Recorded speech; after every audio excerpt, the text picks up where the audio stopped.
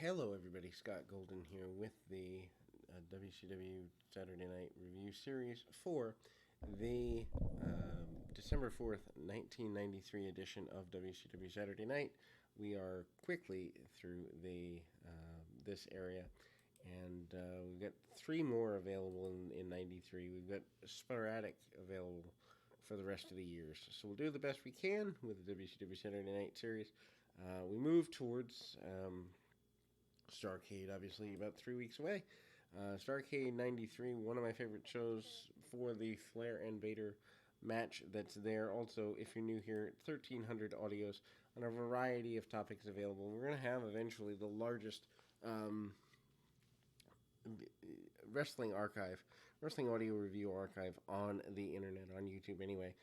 My goal is well over 10,000, 12,000 audios over the next few years. Anyway, Eric Watts and Paul Orndorff is up here. Obviously, Watts has been away for a little while. Certainly, a reduction in his push since his father left the company in 1990, early 93. So earlier in the year, his father leaves the company. Watts manages to get a few hip tosses, drop kicks, and basic stuff. Orndorff takes Watts down with arm locks, arm bars, hammer locks, and the like. Orndorff with a kick to the midsection. Watts with the STF step over and doesn't get what he wants on that by any stretch of the imagination. But at the same time, Orndorff rolls through, doesn't get everything he wants. Watts comes up with several shots under the chin there. And obviously Orndorff does manage to get the victory. Quick roll up, feet on the ropes, cheating victory. Not quite sure why they're protecting Eric Watts this much, because I think he's gone very early in 94. Didn't even know he lasted through the end of 93. But anyway, just ironic that they put so much into him early in 92, and then it doesn't work out, and then they're still kind of clinging to it here. Arn Anderson out next, and Arn Anderson in a bit of a singles battle in a enhancement talent match here. Takedown works over the arm of his adversary. Anderson certainly having to question the integrity of his Horseman tag team partner, Paul Roma. Hard shots and a couple of, cheap shots by the enhancement talent here. Anderson taking a few more shots than he intended. Talks about the breakup of not being able to trust Roma and the like post-interview, and obviously Anderson wins with the spine buster. We're going into Starrcade 93. Vader is out next. Vader getting ready for Ric Flair. Several hard shots on an enhancement talent with a series of punches. Obviously, the Starrcade match being in Charlotte makes a difference for Vader. Big clothesline by Vader. Vader manages to say post-match after a chokeslam and a powerbomb that he, in fact, will end the career of Ric Flair, because that is the stipulation. Championship belt versus career. We move to another enhancement challenge match here. The benefit of Sonny Rogers being the enhancement talent here, and Ron Simmons, former WCW champion, pretty well using some power moves, including the lifting kind of release style power slam. Simmons also manages to get a shoulder breaker across the shoulder here, and obviously getting things going in a very rough directive there. Simmons then with a full body lock. Again, post-match after the spine buster, and a win for Simmons. He kind of is frustrated with the actions of Ice Train not showing up for workouts when he intends. Nasty Boys up next. Jerry Sags, Brian Knobbs with Missy Hyatt. Hyatt's still around till midpoint 94, I'm pretty sure. Enhancement talent there.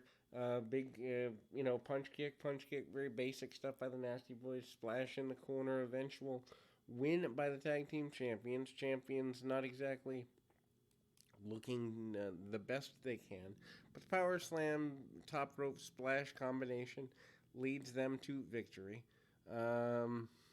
WCW Amateur Challenge concept up next. Basically, home videos, kind of like a pre-tough enough series type thing.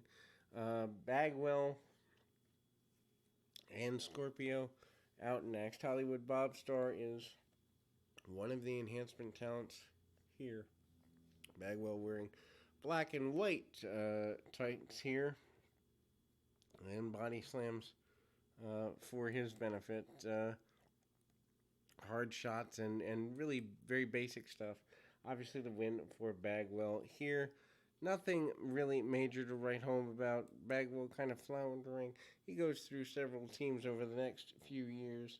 One with the Patriot, one with Scotty Riggs, before finally turning in 1997. Enhancement talent match, William Regal up next. Regal has been the television champion the majority of the time there. Head scissors by the enhancement talent. Regal takes him down, goes right into an armbar. Regal not really willing to take too much of a backward step. Hard shots by Regal. Big uppercuts in the corner, European style. Regal with the Regal stretch style maneuver after a while, but also the offensive striking is a pretty big deal here. Needless to say, Regal gets things rolled up in a pretty neat little bunny tie, so to speak. Dustin Rhodes up next. Rhodes certainly not wanting to, get in over his head, so to speak, metaphorically. Dustin Rhodes, of course, your U.S. champion. I think he loses the belt at Starrcade 93 to Steve Austin in the 2 out of 3 falls match, if I remember correctly. Enhancement match here with what looks to be a version of Johnny K9. Punch kick, real basic stuff, arm drags by Rhodes. Rhodes continuing to be a successful, albeit overwhelmed babyface.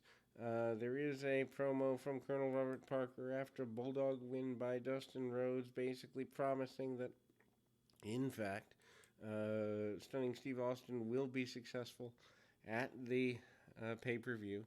A return of the Equalizer alongside Bobby Eaton, which is a weird team here. In a main event position, Flair and Steamboat are your tag team here. Eaton and the Equalizer, an interesting combination. Flair and Eaton being in the same ring since probably the first time since about 1991, and their clash match is a pretty big deal here. Eaton sends Flair up into the lights. Odd that the Horsemen aren't staying together there. In terms of maybe Flair and Roma or Flair and Anderson. Instead, Steamboat, the chosen partner, probably trying to get ratings there anyway. Flair goes back into the ring with Eaton. A swinging neckbreaker on Ricky Steamboat. Steamboat sells like $1 million.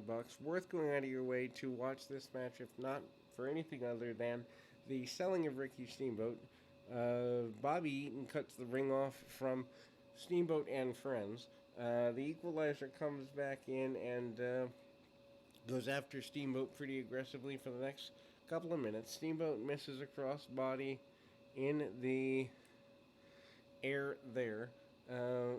Flair and Steamboat do get a quick victory, and with about 5 minutes left in the program, we go to Ric Flair promising to win the championship at Starrcade, all the marbles on the line, metaphorically, so to speak, and Ric Flair promises to be an 11-time world champion in a couple of weeks at Starrcade. We will close with that in mind.